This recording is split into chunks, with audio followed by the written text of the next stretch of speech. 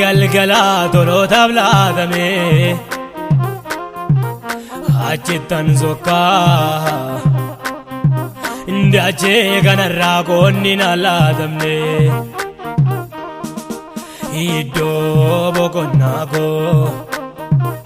mana galgala toloota blatame achittan zokka ndachee kanarraa qoonni nalaatamne biyya abbaa koon galaa isa yeroo hundumaa garaan gobjootu naan dhufee na fuudhaa dubbateera Yesuus waadaa isaan dagatu biyya abbaa koon galaa isa yeroo hundumaa garaan gobjootu naan dhufee na fuudhaa dubbateera Yesuus waadaa isaan dagatu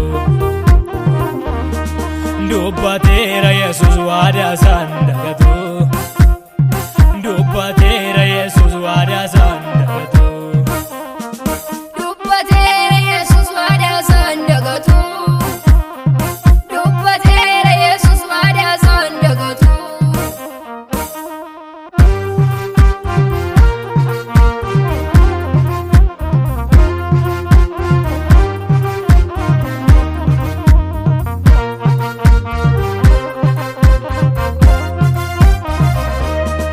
Uumamni hundinuu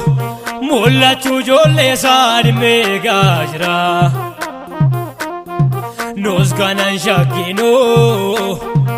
abdiif amantiidhaan itti adeemaa jirra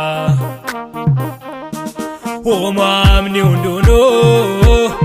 mul'achuu ijoollee isaa dhimmeegaa jira nus kanan shakkinu abdiif amantiidhaan itti adeemaa jirra wanta tuffatamu dacheerraa tuffadhee gonfoo keewwatamus mataarra keewwadhee gaara isaattan deemaa mudhii koo hidhadhee wanta tuffatamu dacheerraa tuffadheeni gonfoo keewwatamus mataarra keewwadhee gaara isaattan deemaa mudhii koo hidhadhee gaara isaattan deemaa mudhii koo hidhadhee gaara isaattan deemaa mudhii koo hidhadhee gaara isaattan deemaa mudhii koo hidhadhee gaara isaattan deemaa mudhii koo hidhadhee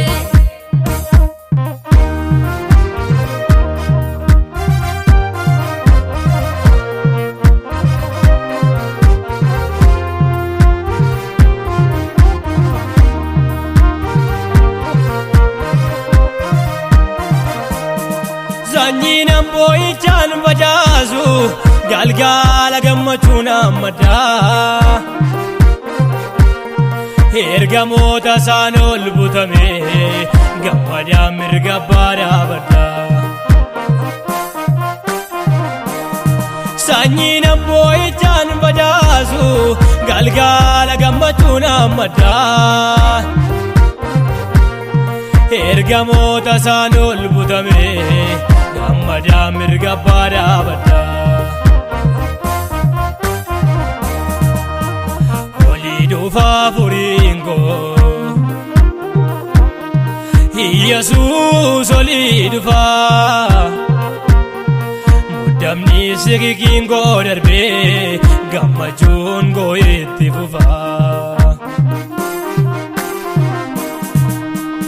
olii dhufaa furiin koo Yesuus olii dhufaa muddamniif sikikiin koo darbee gammachuun koo itti fufaa